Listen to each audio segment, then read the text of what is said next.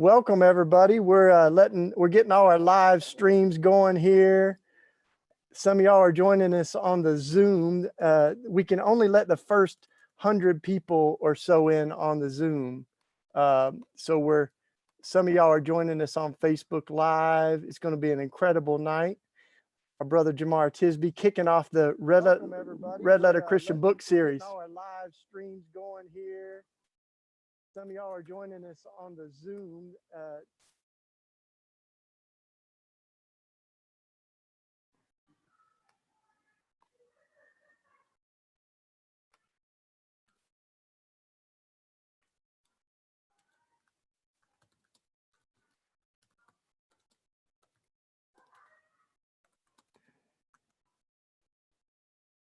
All right.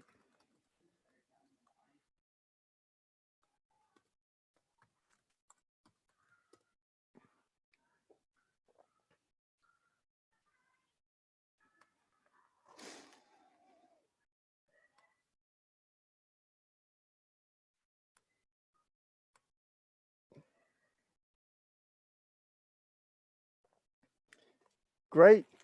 Everybody's coming in. We're welcome. This is our first in probably many Red Letter Christian Book Club nights. So this was one of those things we thought, let's start doing some stuff in the pandemic. Let's create some spaces where we can talk and learn together. So this is going to be the last Sunday of every month. We're going to have a kind of book of the month each month. And I can't think of anybody I'm more excited to kick it off with than my brother Jemar Tisby. Welcome, man. It's good to be together. It's so good to be here. I'm excited to be your guinea pig as you kick this off. We can make all the mistakes with me. People are going to think we've known each other for a while because I love this brother. I love this brother. But we have this is our first kind of chance to talk like this. We've done a few different things together that I'll mention, but I'm pumped, man. I'm so grateful for your work. And for me, I know a little bit of your backdrop because I read your first book, The Color of Compromise, and we're going to talk about that a little bit. And I'm just getting rocking on your new book, How to Fight Racism. So we're going to talk about that too. But I thought, folks that are new to you, give us a little bit of the backdrop, of your own story. And I think that's helpful because it just makes us appreciate you even more, I think, man. Yeah. Absolutely. Well, feel free to cut me off at any time, but I'll try to make it brief. You can pull out the hook and drag me out.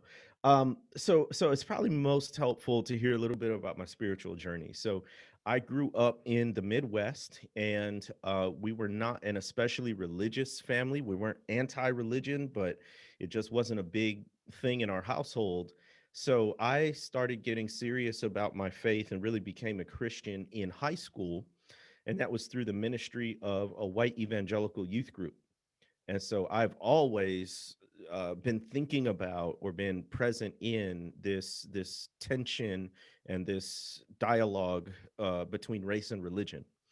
So for whatever reason, in God's grace, it was serious. It stuck.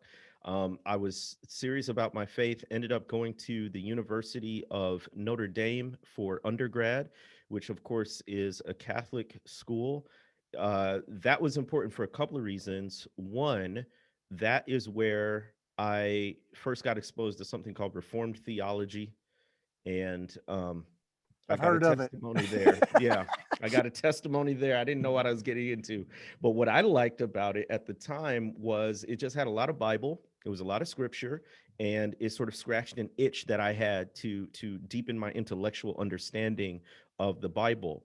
So I pulled on that thread, ended up going to a Reformed church in South Bend, and that was my first experience of kind of like exegetical preaching, verse by verse through the Bible, all that stuff. But again, I'm noticing I'm the only Black person in these spaces. And so the only sort of hint I had that there were other Black people out there in this space was a book by Tony Carter called On Being Black and Reformed. So I found, okay, well, at least there's at least one other Black person who knows about this stuff.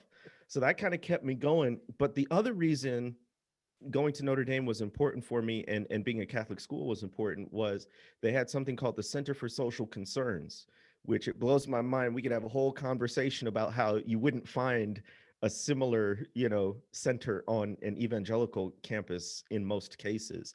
But it was a result of Catholic social teaching, Catholic social tradition. Because of that, I did a few volunteer service opportunities in the inner city of Chicago, and that's what set me on a trajectory for what came next. After I graduated, I joined Teach for America, and that's how I got from the Midwest down to the Deep South, and not just any part of the South, the Delta. So Wow. there's a historian who calls it the most southern place on earth, and it's so true in so many different ways. The way I try to analogize it for people who've never been here is the way that the rest of the country looks at the state of Mississippi. That's the way the Mississippi looks at the Delta. Wow. So it is the poorest part of the state. It is the highest concentration of Black people in the state. I am on the Arkansas side of the Delta, but it's a cultural and geographic region. State lines don't matter that much. So I'm in the Arkansas part of the Delta, and you come face to face with history here. Yeah. I literally live next to cotton fields. And so my commute to the University of Mississippi is through cotton field, which you can't, late fall, early winter, it's blooming. And you can't drive by that without thinking of sharecroppers, without thinking of enslaved people, some of whom were my ancestors. And Mm. so it brought me face to face with our racial history in a way that I had never experienced growing up in the Midwest. Um, from there, I also live in there was an article in USA Today in 2019 that named the county where I live the fourth poorest county in the entire country. Wow. In my town, 41% of the people live at or below the poverty line, which is compared to a state average of about 20%. So we have a lot of generational poverty, again, tied to, economic exploitation that came before. And so in my classroom, I'm getting confronted face to face in real life with all those issues that come along with poverty, from food deserts to an underinvestment in public education to mass incarceration, crime, all of that stuff. And I'm asking questions of my faith. What does my faith tell me about these Right. issues that are now, flesh and blood before me? And I found that in the Reformed and evangelical spaces I was, it didn't have a whole lot to say. Mm. So long story shorter, um, I go to seminary in Jackson, Mississippi, experience some of the most acute racism I've ever experienced, and it's from Christians in churches, in Christian spaces. Uh, 2014, 2015, we have Black Lives Matter emerging as a national movement, seeing some of the responses of white Christians there, and basically end up in taking a graduate course in history at Jackson State University, which is a historically Black college, and I was hooked. Wow. From there, I enrolled in the PhD program at the University of Mississippi. It's during the coursework for that degree that my first book, The Color of Compromise, came about, and my second book, How to Fight Racism, which just came out in January of 21. That was really the book I wanted to write, but I knew I had to build a foundation first. So they go together. They can be read independently, but they definitely work together well. So that catches you up a little bit.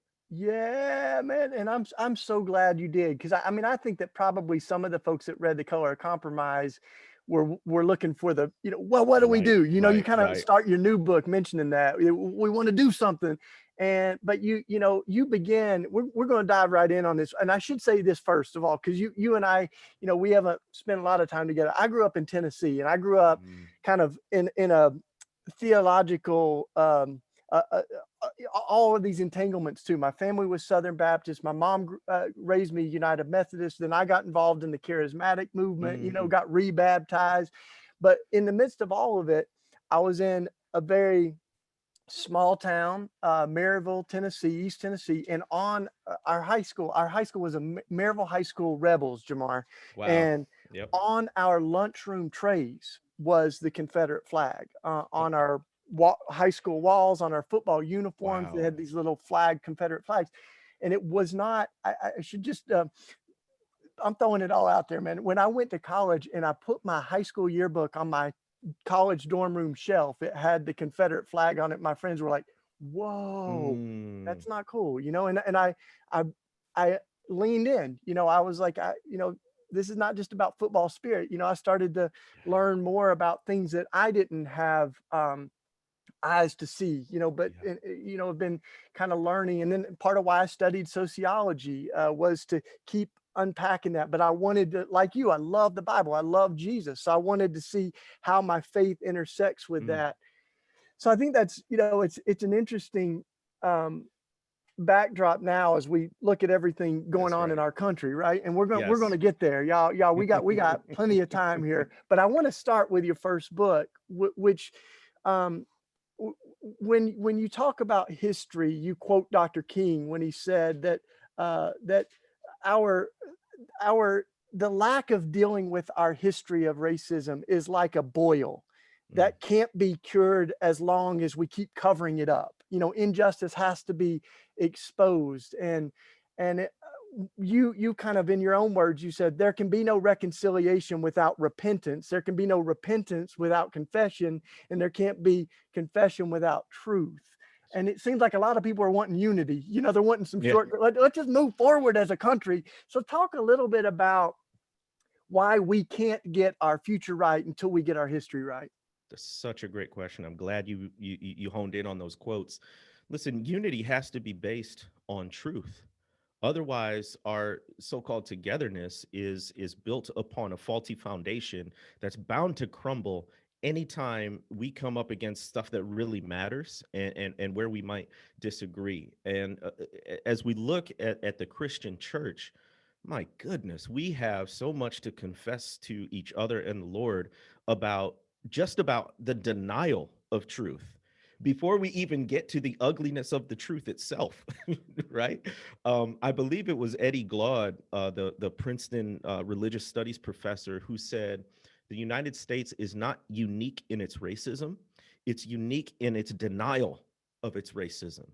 In this iron grip that so many people in our society have on embracing stuff like you mentioned, the lost cause, which is all that Confederate iconography in the 21st century, but also this commitment to a triumphalistic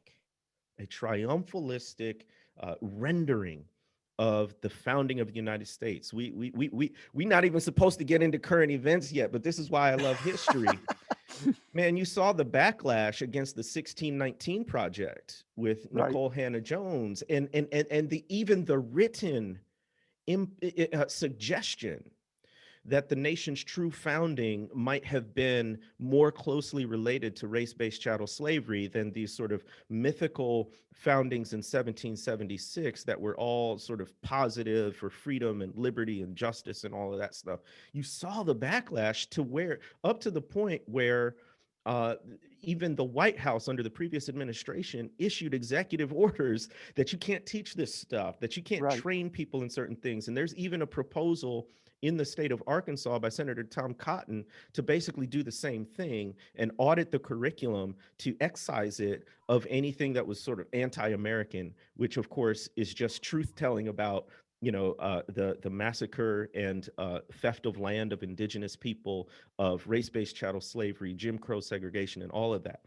So I say all that to say, if we don't tell the truth about our history, especially Mm. about our racial history, obviously you can toss out unity, but even within the church you can toss out genuine confession, repentance, and any semblance of reconciliation that you might say. Don't even bring those words up unless we're committed to telling this ugly, hard, painful, but necessary truth.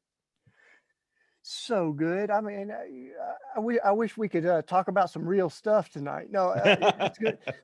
And as you see this, the what happened at the Capitol January 6th, right? You saw these Jesus saves. You saw, I mean, people that were praying as police officers were killed. 5 people were killed. As they're going into the Capitol building, they're praying, and they're praying in the name of Jesus, right?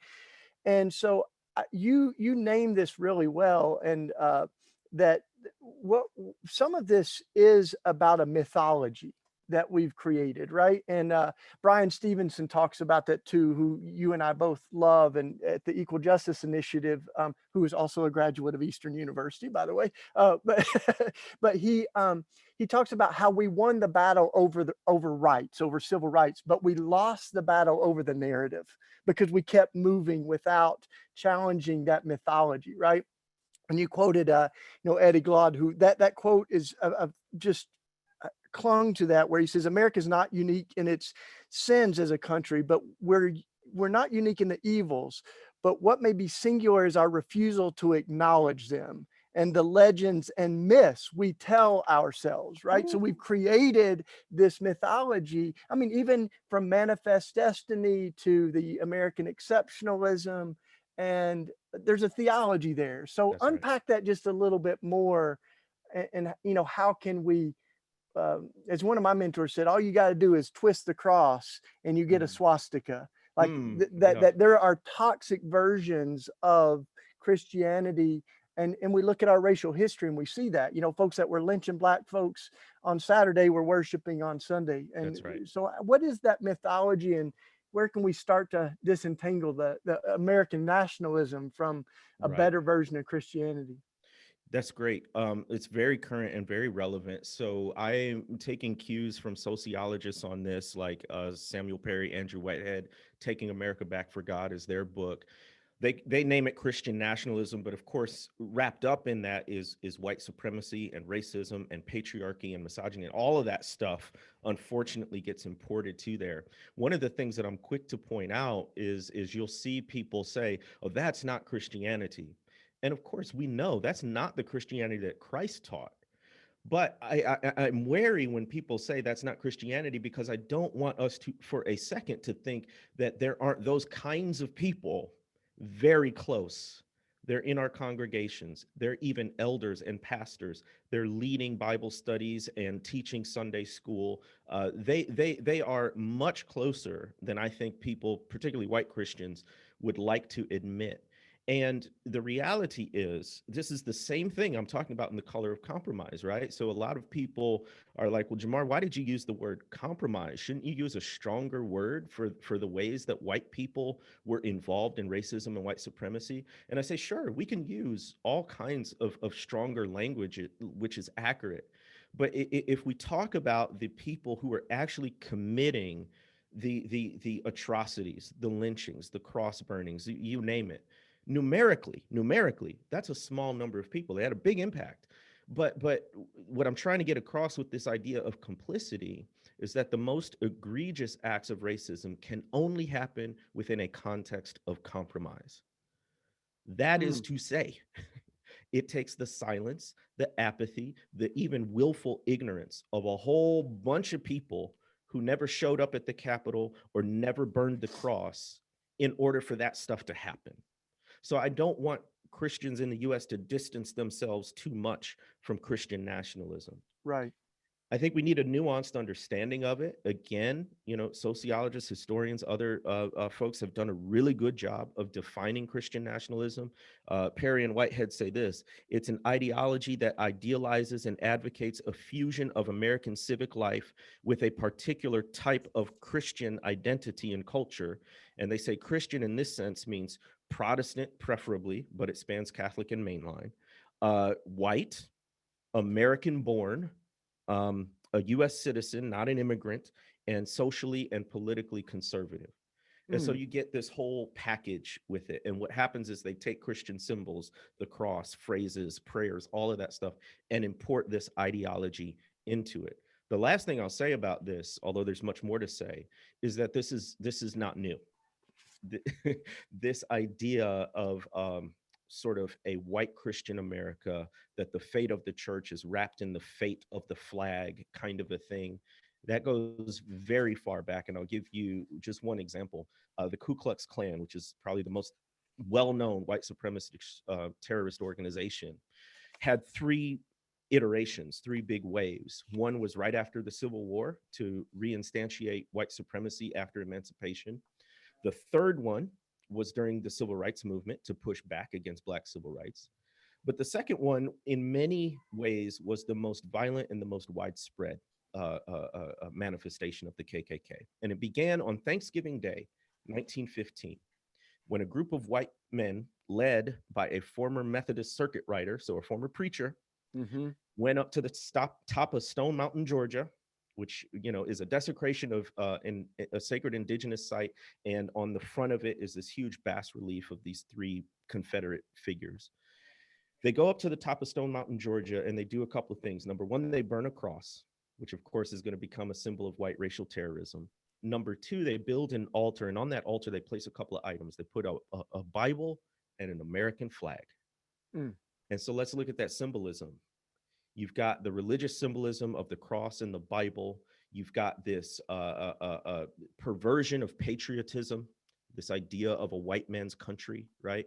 And you've got the underlying foundation of white supremacy, because they weren't going to invite black people into this group. Yeah. They're not inviting Jewish folks into this group. So you've got race and religion and nationalism more than a century ago, and you can go even further back. So this has a very long history, and we're just seeing some modern manifestations of it.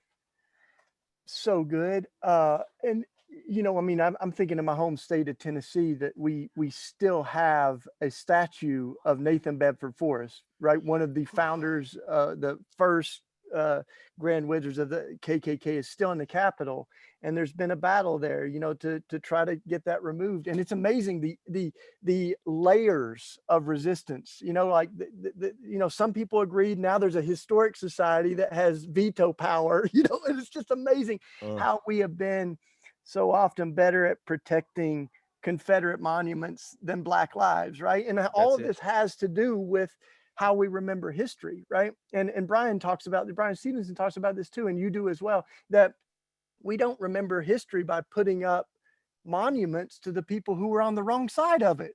That's right. You don't go to Germany and see monuments to the Nazis. You see monuments to the lives that were crushed. We don't remember 9/11 by putting up 14 statues of the terrorists. Like, that's not the right way to remember it, right? Man. So you just brought up a comparison, a juxtaposition that I'd never thought of before. So one of the most powerful museum experiences I've had is visiting the Holocaust Museum in DC. I juxtapose that to visiting the Jefferson Davis Presidential Library and Museum. Now, Jefferson Davis was the president of the Confederacy, a secessionist country state that staged a failed rebellion, right? And he's got his own presidential library, just like all the other actual legitimate US presidents. It's partly funded by the state of Mississippi down in Biloxi. And I visited there. And of course, it's this lost cause celebratory of the antebellum South and Jefferson Davis and all of that stuff, juxtaposed to that Holocaust Museum, which is in remembrance of the victims and the survivors, right? And when you said how we remember history is to remember the people who resisted oppression, who were victims of oppression, versus this celebratory, really mythological in the sense of untrue history of a romantic antebellum South. That to me was a case in point. Like, I've experienced that in the sense of public history. And I'm sorry to interrupt. I had to you sparked a thought in me I hadn't had before, and I think it illustrates your point.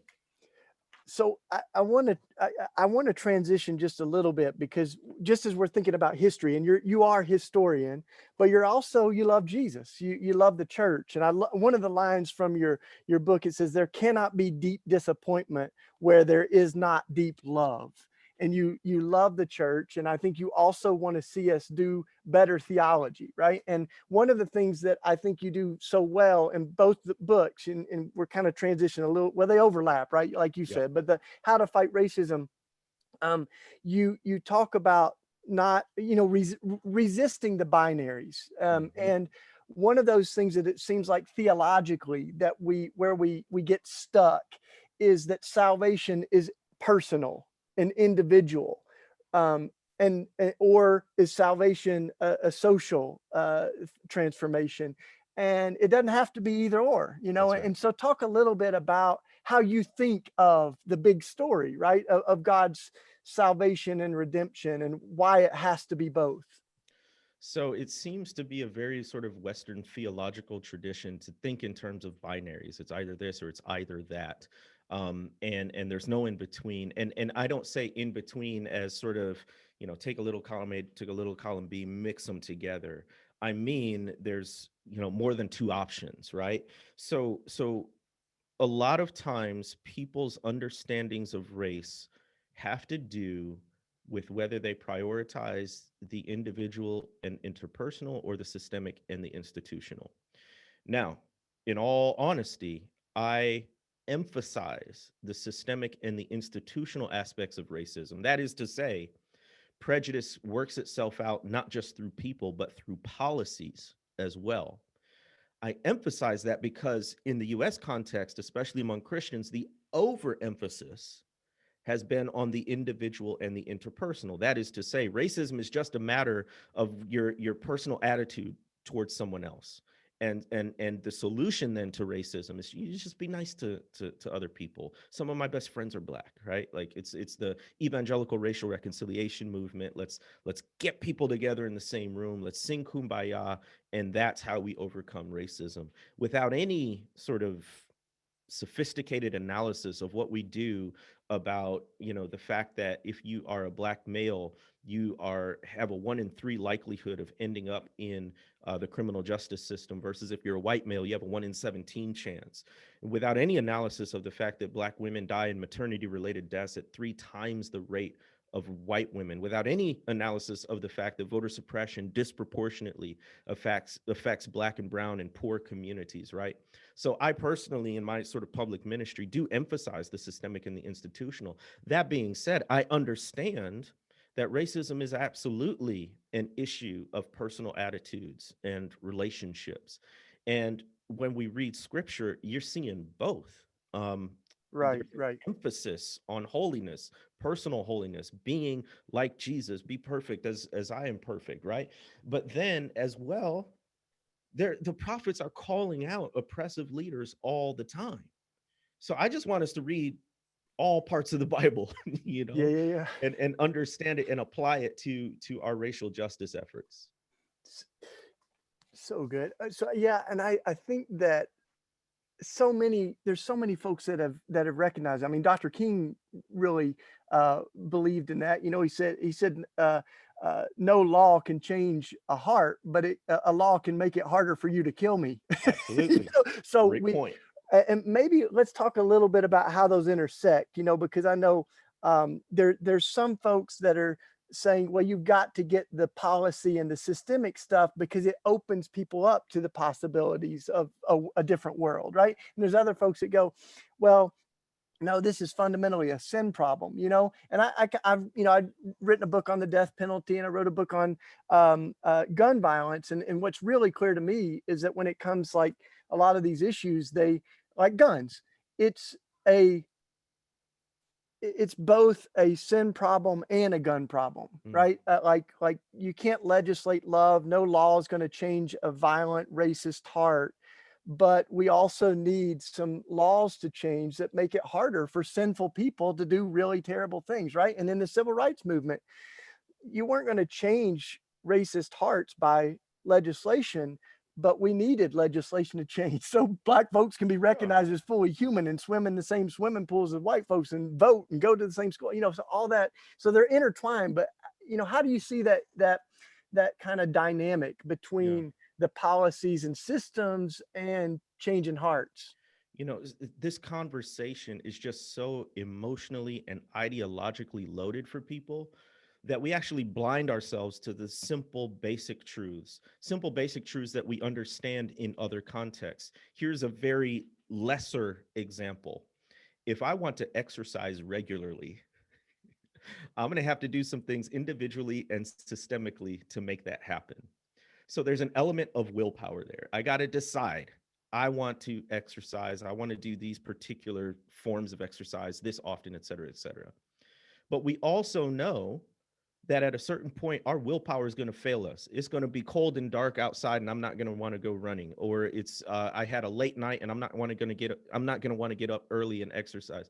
So if we're smart, we set up systems and structures and routines that make it harder for us to intellectually opt out of doing the right thing. So what do? I lay out my clothes, my workout clothes the night before. I buy the gym membership, so I feel like I'm wasting money if I don't use it. I get a partner who I can call or who's checking in on me, right? So these are systemic things, structural things that we're putting in place so that we can make good choices and we can maintain our individual commitment. But right there, you're seeing that dynamic where I'm having to make, individual personal decisions about something, but I'm also wise to set up systems and structures in place. So that's how I view the dynamic, in the sense of, for the folks who say it's just, we can talk about this in a moment, but that sort of dynamic or tension between Billy Graham's approach and Martin Luther King's approach, for the people who say, you basically preach racism away. You preach the racism out of people. Just preach the gospel, convert people, they'll become sanctified. You change hearts one person at a time. That's how you eradicate racism. You say, great, yes, absolutely, change minds, change hearts, but let's set up systems and structures in place, just in case, just because we know how folk do. And then for the folks who would emphasize, sort of systemic and structural solutions to the exclusion of the interpersonal attitudes and heart change, we say we're going to set up all the systems and structures possible, but at the end of the day, what you really want is for people to want racial Mm, justice. mm, What you so really good. Yeah. want is for people to understand the dignity of their neighbor and to love each other well in our Mm. society. So we ought not to cease doing that either. How do you think we got it so wrong with even the personal conversion? I think of Billy Graham on a lot of things. He was seeing some of these things, right? He was going, I don't want revivals to be segregated. Like Mm-hmm. even though the church may be, even though our society may be, like we need to have a bigger dream, a bigger vision, right? Um, but then I remember, I think it was Dr. Perkins, John Perkins, that told me about an encounter where Billy Graham had come down to Jackson, Mississippi, or something, and said, we're going to see a lot of people get born again. And Dr. Perkins, this is my paraphrase of how I remember it, but I think he was like, well, I've seen the folks that have gotten born again. There's some of the folks that are really creating the problems, And so, how is it that conversion did not mean uh, this new way of seeing and thinking that was still so immersed? And I mean, I'm thinking now, even in our country, and these are some of the questions that we have coming in the chat and online, are how is it that folks who have this born again experience, come to Jesus, can still um, be so entrenched in that history, and support things that are just indefensible, like we've Yeah. seen recently, Yeah. in our country. So I don't know if you have more thoughts on that. You know, Shane, there's something that happens when whiteness and Christianity intersect, that it becomes poisonous and toxic. And that pains me to say, gives me no pleasure to say that. And notice I said whiteness, not white people, right? So whiteness as an ideology that is in service to white supremacy. Um, and I'll point people to the book White Too Long by Robert P. Jones. He's the head of the Public Religion Research Institute. It's called White Too Long. And he's very bold because he has personal experiences in white Christian and evangelical spaces, but he has reams of polling data to back up his assertion, that he basically goes as far to say is like, white Christianity, white and Christian, it's tore up from the flow up, and it's basically irredeemable as is. So I'll let you read his book to see whether you're persuaded by his thesis. But I think We just from a historical perspective, so often Christian theology has been twisted in service of white supremacy. We can go back to 1667. Actually, we can go earlier. We can go back to Columbus's first encounter, and he's got journals, this from the 1490s, journals that evaluate indigenous people based on their similarity to Europeans, physically. He calls them intelligent, but because they're different, because they're darker skinned, because they don't practice the same religion, he basically says they'll be good servants. Mm, Like that's right. it. That was the limit of his imagination there. Then you can fast forward a little bit to 1667. I think it's important for people to understand race-based chattel slavery was not inevitable in the United States. It did not have to go down this way. And if certain people and groups of people, especially Christians, had made different choices, we could have had a very different outcome. But in 1667, the Virginia Assembly, which was a group of white Anglican men, made a law that said baptism would not emancipate a Native American, a person of African descent, or mixed race descent. And so, Mm, right there, from before the beginning of the United States, this is a century before the Declaration of Independence, more than a century before the ratification of the Constitution, you have people making a law enshrining racism and wrapping religion up into it. And then the last example I'll give, though we could give many more, is with the Civil War. Had something called pro-slavery theologians. People like James Henry Thornwell and R.L. Dabney are some of the most well-known, but you had a lot of people reading and agreeing with them who came up with myths like the curse of Ham, which basically the way they interpreted scripture mm, relegated people of African descent to lifelong chattel slavery. And by the way, the quote unquote exegesis these guys were doing wouldn't pass muster in a first year seminary course. mm, But because it was in service of an ideology that people wanted to persist and support, they gave it a pass and a thumbs up. mm. So anyway, you know, why it happened that way, I'm not sure, but I do know that it has a very long history. So as we're thinking about, in your the book you've just put out last month, How to Fight Racism, one of the things that you say is that you're prioritizing the practical. So we'll talk about that a little bit. I want to talk, I want to end by hearing some of your dreams, right? Because you Yeah. also talk about the importance of dreaming. But when it comes to the practical, it seems like one of the things that's really clear in our country is that Black folks and white folks, and white folks and people of color in general, but are experiencing a different America, right? Mm. We're seeing things through different lenses. And you talk about relationships, and I think like part of what opened my eyes were relationships with Black and brown brothers and sisters that began to open my eyes to things I didn't see. But Howard Thurman also talks about in Jesus and the Disinherited, he talks about how proximity of relationship without authenticity can be toxic. Because, Mm-hmm. in the South, you had Black folks and white folks that knew each other, but there wasn't equality. So in That's right. fact, it can be really damaging because you can go, oh, I know all kinds of Black people, and they're Yep. really tenderhearted people, or whatever, Yep. so like talk about the importance of authentic relationship, but also, why um, we've got to be doing other stuff too, right? Like Yep. it's not enough just to have Black friends or just to have a multicultural church. Like we've really got to do some hard work around the systemic stuff too, right? Right, right, right. So the other stuff part is really a burden for me, having spent a lot of time around white Christians who emphasize relationships. So in the book, I structure it around a model I've been developing called the Arc of Racial Justice. ARC is an acronym that stands for Awareness, Relationships, Commitment. And so awareness is what you would expect. It's the knowledge, the data, the information we need to understand race, racism, and white supremacy. That's listening to talks like this, that's reading books, that's watching documentaries, etc. Um, Relationships, I think, are important for a couple of reasons, which I'll return to. But uh, a lot of times, Christians, particularly white Christians, stop at the relationship part And this is what I think characterizes the entire evangelical racial reconciliation movement from the early 90s to the early 2010s.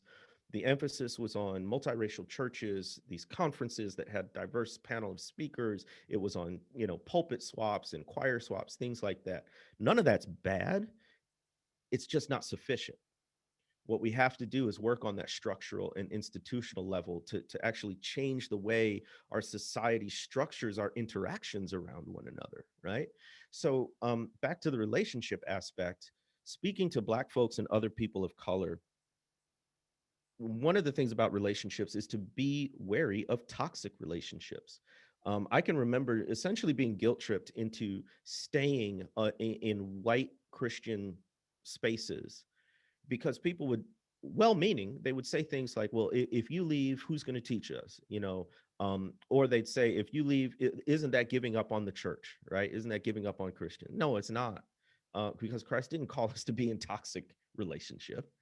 He called us to be in relationships of trust and equity and mutual upbuilding, right? And if that's not happening, then it's part of loving my neighbor as myself. It's part of loving myself to say I'm not going to subject myself to that. So for Black folks and people of color, relationships may mean A, leaving certain spaces for healthier spaces, and B, cultivating relationships with people who can honor your God-given dignity. For white folks, relationships, it's going to be really hard to develop meaningful relationships with non-white people. Why? Because throughout the history of our country, white folks have exerted tremendous effort to keep themselves segregated from Black folks, brown folks, and other people they deemed undesirable, which means structurally and institutionally, you're going to have to exert even more effort to break down those walls and build bridges. So, like you're saying, Shane, it doesn't cut it to say, I interact with Black people. That is not the measure, right? Like, and it cracks me up inside. A lot of people say, well, some of my best friends are Black, and my first question is, well, does your Black friend think the same thing? Because Mm. they may be thinking, we barely talk. I barely know that person, and you're over here saying, "Well, that's one of my best friends." So it's an interesting thought experiment. Um, Yeah.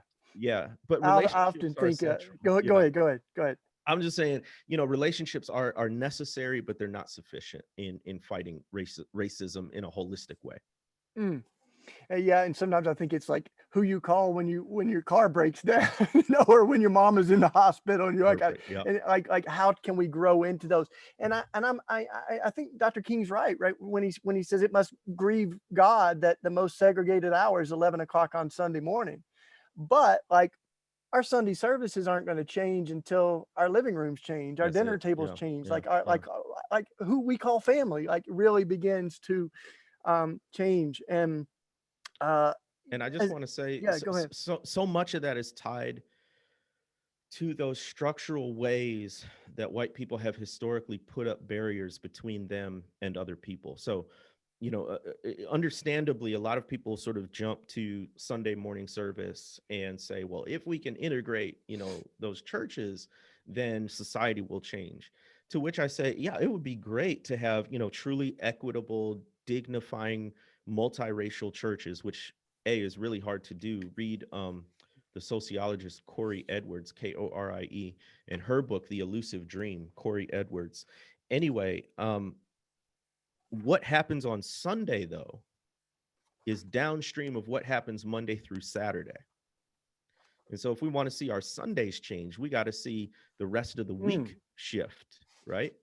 And in two areas in particular that are really going to ruffle feathers: residential segregation and educational segregation.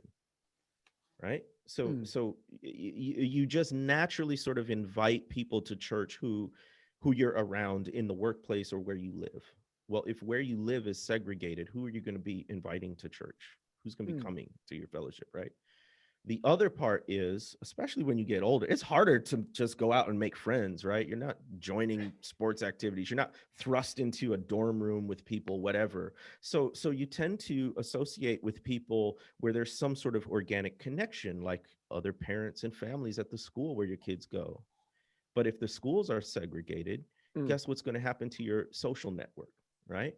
So for people, especially white people, it's going to take some deep introspection and very thoughtful reflection using God's economy, not the world's economy, Come on. about where to live and where you send your kids to school or where you yourself go to school. I Mm. think those are two big levers if you actually want to see integration on a meaningful level.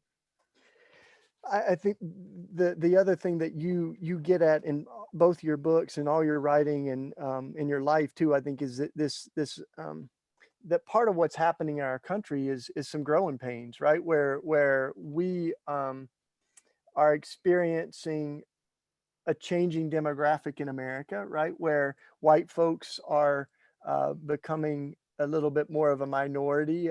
When you look at Congress, we had our first black president, got our first, black female vice president right now. And now we got like changing demographics of Congress. And so there's this naming that many people have done of there's a white fragility, a white fear, even a white nostalgia. Like we want to go back. So Hmm. when people say make America great again, many of them are saying make America white again. We want to go back rather than forward. And so one of the things that I think I would suggest too is that we need to be in spaces as white folks where we are a minority. We might as well practice, and where the leadership is people Yes, of color, right? that's Where huge. so that makes a huge difference because a lot of multicultural churches still have white leadership, and so a lot of folks are saying like what really changes is when white folks are in a place where we are actually following and being led and listening to and funding organizations led by people of color. So that's just one other thing I think that you name well, but other folks have said too. Do you want to say anything more on that?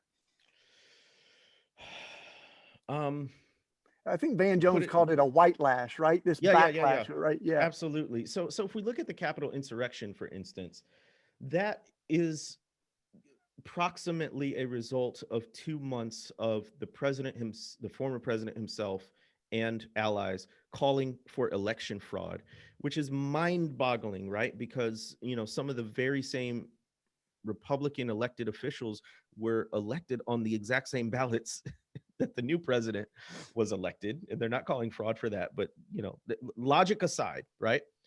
And the cries of election fraud were not simply because the former president lost the election by a historic number of votes. It was because black and brown voters played a decisive role. So I say that to say that what we saw on January 6th is directly related to efforts of getting out the vote, particularly for black voters. And then you can even take just Georgia, the state of Georgia, as a microcosm in their Senate runoffs, that had Ossoff and Warnock elected, right? And the role of black voters in that state to get two Democratic senators elected. All of that's wrapped up, right, in this sort Yeah. of scare, and so much of Christian nationalism, so much of white supremacy depends on fear mongering Mm, in order to stir up the base to action. yeah. They're coming for you, they're taking your schools, they're taking your churches, they're taking your freedoms, all of that stuff. And the they is a lot of different groups. It's liberals, it's Democrats, it's whatever.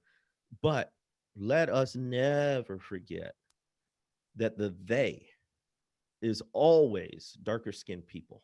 Mm, mm, Maybe even you could go so far as to say primarily it's about darker skinned people, namely people of African descent, because the way white supremacy works is not only does it set up whiteness as supreme, it sets up blackness as inherently inferior, and right. not just Right. inferior, threatening, Mm, ominous. And so immediately with the Capitol insurrection, people were saying if they were black, unbelievable. dot Yeah. dot dot, you don't even have to finish the darn sentence. Mm, If they were black, why is that? Because white supremacy sets up blackness as ominous, as a threat, as inferior, and it has to be controlled mm, at all times. That's why you know this more than most, Shane, about guns. It's gun rights when it's white people. It's gun control when it's black people. right. Black Panthers marched peacefully into the Capitol in Sacramento, California, with guns to protest a proposed bill that would say it was illegal to carry open carry loaded guns. That wasn't an issue until the Black Panthers started carrying legally guns to monitor police brutality in their communities. Mm, And when mm. they noticed Black people had loaded guns, wait a minute. So all I'm saying is, yes, there's a double standard there. And what we're seeing in terms of a white lash is very much related to not only the numerical growth of Black people and other people of color, but the voting power and mobilization of these groups as well. And I think it's so important to see that this fault line of race is, I mean, in almost every part of our society, we see it. I mean, we saw it in the last election when it came to white Christians, 80% were supporting Donald Trump. When it came to non-white Christians, 80% My, were my. not defending My. Trump, right? Yeah. And so when it comes to systemic racism, it's like 80% of white folks say it's not a system problem. We've got a few bad cops and we need to deal with them. When you ask people of color, it's exactly the opposite, right? So that's where I think we've really got to, especially as white folks, we got to listen and we got to realize that there are two different Americas. There's two different experiences that people are having in our country. It's always been that way, but it's more and more clear now. I don't think racism got worse. It just got exposed. It got Mm. recorded on camera, and people are saying, "Man, how many more George Floyds are there that we haven't seen?" And so I think that's your work is so important. So we got all these questions coming in. This Yeah, time yeah, flew. let's We're do gonna have to do this again, but let me just get to a few of the questions that folks have asked. And one of them is like, I don't think there's an anecdote for this, right? Like, but what does reparations look like? Because it probably looks pretty different for the Southern Baptist Convention than it does for Princeton Seminary. But That's right. there's not an easy anecdote. But I don't know if you want to say a little bit about, like, once you do get the repentance, you get the truth, like, then what does it look like to heal some of those wounds? Or maybe you want to give an example or two where you've seen it done well. Yeah, so in the color of compromise, I say the only other R word more controversial than racism is reparations, and that's controversial across the board and for a lot of reasons. But what I'll say about how and what is to be done is reparations can take a lot of forms, but it must include financial reparations. And I am not at all opposed to direct cash payments to Black people in terms of reparations. Why is that? Historically, um, why did race-based chattel slavery last so long? Why did it take the US's bloodiest war to this day, the bloodiest war, to finally bring about the abolition of race-based chattel slavery? It's because of that chattel part. A lot of us recognize the race-based part and we say, oh, they were just racist. They hated Black people. That's why I enslaved them. That's true, but that's not why racism and slavery had such staying power. It had staying power because it was financially lucrative at its base. Race based chattel slavery was an economically exploitative system that enriched plantation owners and those in their orbit at the expense of Black people who labored without compensation. That was an injustice, an economic injustice that was never corrected. It didn't happen after emancipation. It didn't happen during Reconstruction. It surely didn't happen during Jim Crow. It didn't happen during the New Deal. It didn't happen during the GI Bill. It didn't happen in any sort of formalized political sense, nor has it happened on a broad scale in the church. And Mm, so Duke Kwan and Greg Thompson have a new book coming out simply called Reparations. They're approaching it from a Christian standpoint, and they talk about ecclesiastical reparations. So the idea that we don't have to wait on the government to take the initiative, right. that as followers of Christ, we know an egregious wrong has been committed, many wrongs actually, right? So then we should do something about it, and we can do something as Christians and as churches. Mm, So nobody's doing this perfectly, but I think the big hurdles to get over are, number one, that this has to include an economic element. Reparations cannot simply be, I don't know, whatever kindness or largesse people can think of. There has to be a financial component to it because the exploitation was financial. mm, And to this day, the racial wealth gap is not only large, it's growing. Right. If we don't do anything, it's going to get worse. It is getting worse, right? So we got to do something about that. The other hurdle to get over is the idea that, we have to follow the lead of the rest of society. Christians ought to be leading the way in this.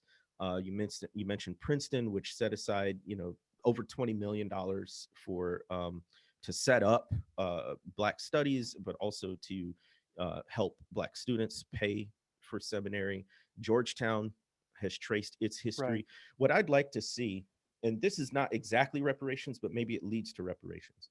What I'd like to see, if it doesn't already exist, is a consortium of Christian colleges and universities that together look back at their own institutional past and figure out what to do about it.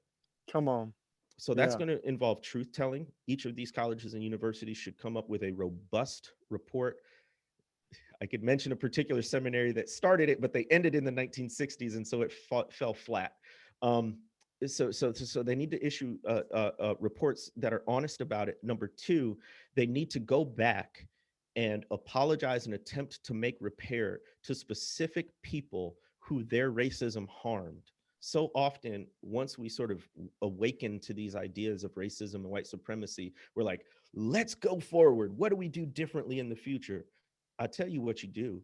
Right now, you stop, you turn around, and you look at the trail of traumatized people you've left behind, Mm. and you see what you can do to repent and repair those folks. Then you talk about, in all honesty, I don't necessarily want scholarships to these places because they're still toxic. Mm. There's a whole lot of work that has to be done. Don't offer Black and brown people scholarships to come to an institution that's still racist. Mm. I mean, I'm just putting it out there. I've been in these circles long enough, and I wouldn't recommend a lot of Christian colleges and universities to Black people because you go there and you're basically inviting trauma, racial trauma for these folks because they haven't done the internal work necessary for those places to be healthy. But you can still offer scholarships to an HBCU or some other, historically Right. Black institution, right? So then, as you look at that history, as you tell the truth, as you do it in community with other Christian institutions, you begin perhaps to broach the conversation of reparations. But again, it goes back Good. to what we said at the top of the conversation about truth telling. It all begins there. So good. So we're going to do two more, man. But I hope we Yeah, I'm can gonna do try to this be again. I short. hope we can Yeah. do this again. No, no, man. People want to hear you. It's good. So there's a few questions that have come from a place of sort of asking. Obviously, people of color don't need to stay in places that they're being harmed. But what would you say to white folks like that are in congregations that maybe still are still pretty saturated with some of that, like is there a mission to that church, or Yeah. should white folks join churches that are led by people of color? I mean, maybe there's not an anecdote, but maybe you want to Right. talk about the wisdom of either of those. Yeah. Yeah. So I have less of a straightforward answer than people would probably want, because I think it's complicated. Overall, I think the heavier burden of correcting white people does fall on white people. The heavier burden of correcting white people about racism falls on white people for a myriad reasons. One is just very practical. You have more access to those networks than I do. Number two, you probably have more credibility in those networks than I do.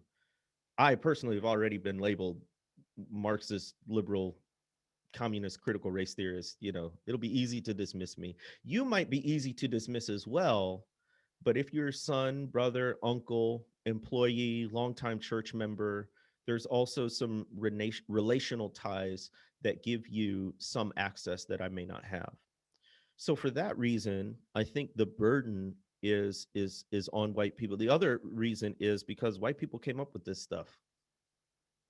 People of African descent in North America did not come up with race-based chattel slavery for ourselves, right? So the people who are responsible for creating the problem ought to have a stake in alleviating the problem. Um, I was just thinking of one of my friends was over in New Zealand and was talking about some of the dark sides of the indigenous spirituality, and the indigenous folks said, "Y'all better deal with your white demons before you get to yeah, yeah, ours." yeah, exactly. Yeah. So same similar dynamic here. That being said, I do know plenty of white folks who are really, really committed to racial justice, really committed to being allies and advocates, who are also in toxic spaces with other white people. Mm, Um, and I'm not gonna say stay in an abusive relationship, right? But here's my approach. Um, I separated. I was in the ordination process in a white reformed. It was the PCA. I was in the ordination process in. It has ties to Southern Presbyterianism, all that stuff. I completely withdrew from those spaces. Yes, because I was black and I was only going to ever be allowed to say so much. Um, but I've not withdrawn from hopefully speaking the truth in love. mm, mm, right. But by withdrawing, I am able to do so from a position of independence and power, in a sense. Mm, mm, They don't have institutional authority over me. They're not in charge of my ordination. They're not in charge of my paycheck, right? So if we can get into those spaces where folks don't have institutional authority over you, that would then free you up to say what needs to be said, I think there's probably space for that. mm. Beautiful. And the last thing that I promised I'd let you go by 8, so we're going to get off in just a second. But you say in your second book that it's a invitation to dream. So as you think Yeah. of the next generation, what are one or two of your dreams for either for the church or for our country? Yeah, yeah. So my big vision and prayer that I know is not going to be there till Jesus returns is that people of any race or ethnicity would be able to walk into any congregation and Mm, feel as at home. mm, That's my mm, longing. I want to see Christian or church on the building and know this is a place that is welcoming. This is a place that is loving. This is a place that is going to honor my dignity in all of my come image on, of godness, which would glory. include my skin color, my race, my ethnicity, my culture, right? That's the vision, that's the hope, that's the aspiration. How do you get there? There's a lot of practical things that we need to do. I want everybody on this call or who watches it to do something I recommend in my book How to Fight Racism, which is write your own racial autobiography. Mm, Write your own racial autobiography. I that's love good this one. homework. That's good Yeah, yeah, homework. yeah, exactly. All you need is a pen and paper or a screen and a keyboard and your memories. And ask yourself questions like, what's my first memory of race? Have I ever used or been called a racial slur?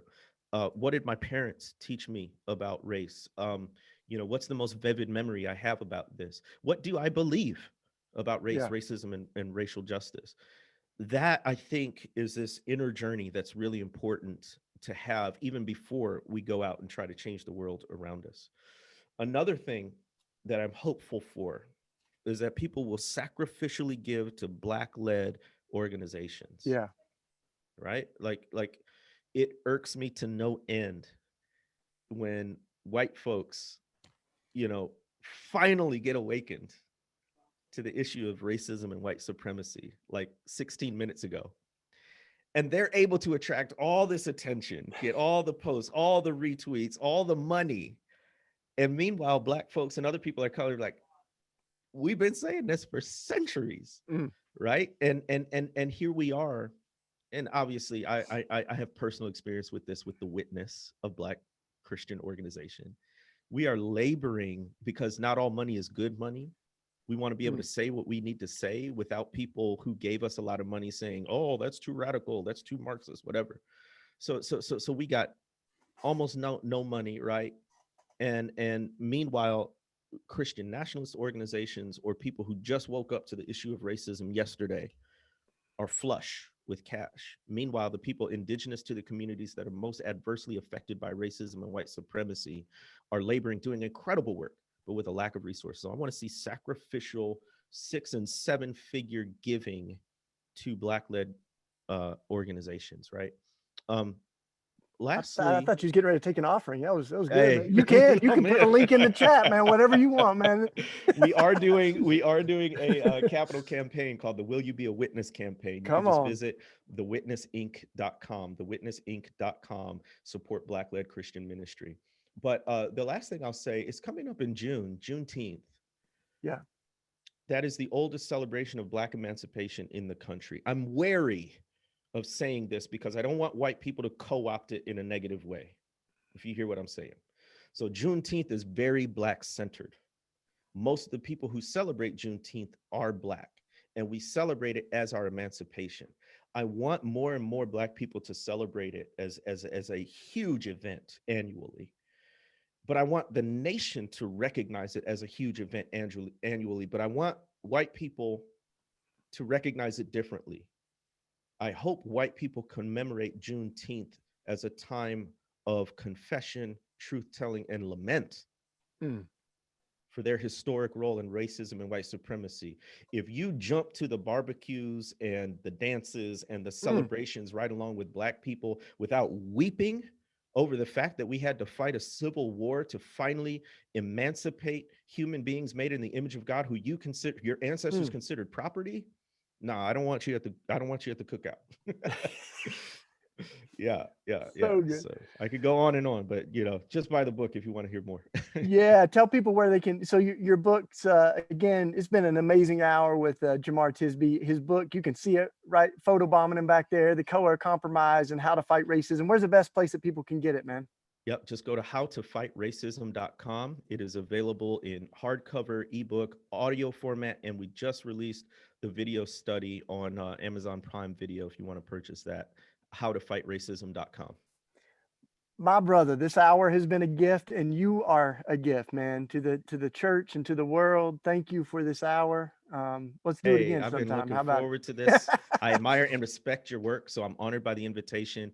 Consider me an ally in this, and I'm glad to connect anytime. Awesome. Well, I'm going to close this out, y'all. This is our first book study with the Red Letter Christian Book Club. It's been incredible. We have a room for 100 on Zoom, so sign up